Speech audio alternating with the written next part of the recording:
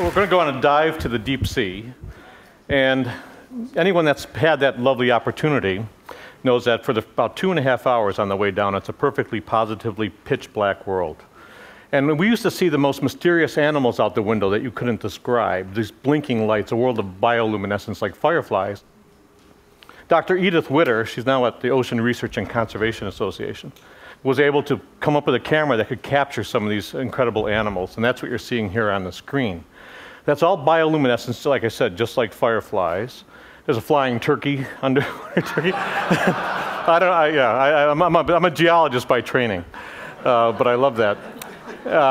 And you see, some of the bioluminescence they use to avoid being eaten, some they use to attract prey, but all of it, from an artistic point of view, is just positively amazing. And a lot of what goes on inside, there's a fish with glowing eyes, pulsating eyes. Some of the colors are designed to hypnotize, these lovely patterns. And then this last one of my favorites, this pinwheel design, just absolutely amazing, every single dive.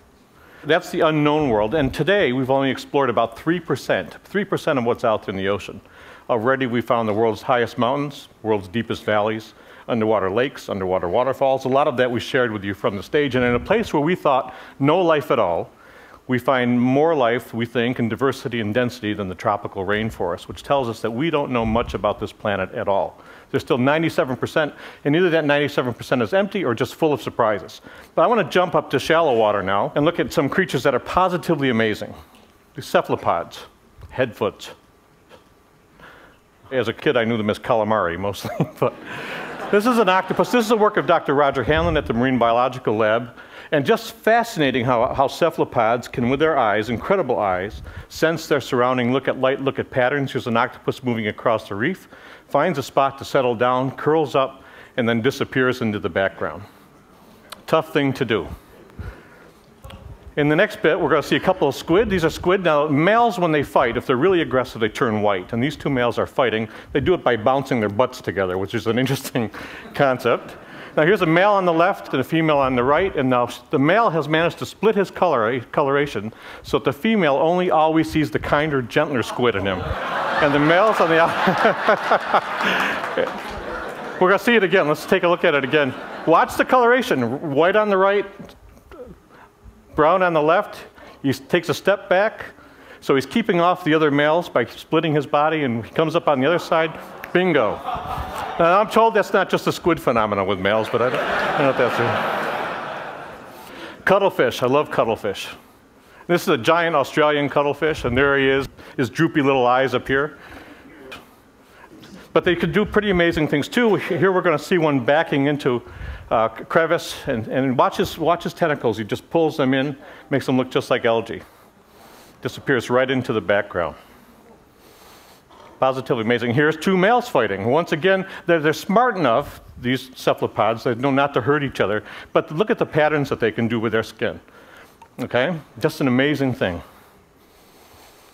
Here's an octopus. Sometimes they don't want to be seen when they move because predators can see them. And here's this guy actually can make himself look like a rock, and looking at his environment can actually slide across the bottom using the waves and the shadows so he can't be seen. He blends right into his motion blends right into the background. The moving rock trick. So we're learning lots new from the shallow water, still exploring that deep, learning lots from the shallow water. There's a good reason why. I mean, the shallow water is full of predators. Here's a barracuda. And if you're an octopus or a cephalopod, you need to really understand how to use your surroundings to hide. In the next scene, you're going to see a nice coral bottom. And you'd see that an octopus would stand out very easily there if you couldn't use your camouflage, use your skin to change color and texture. Here's some algae in the foreground. And an octopus. Isn't that amazing?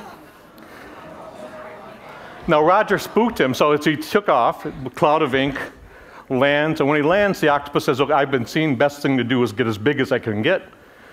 That big brown makes his eye spot very big, so he's bluffing. Let's do it backwards. I thought he was joking when he first showed it to me. I thought it was all graphics. So here it is in reverse. Watch the skin color. Watch the skin texture. Just an amazing animal. Can change color and texture to match the surroundings. Watch him blend right into this algae. 1, 2, 3.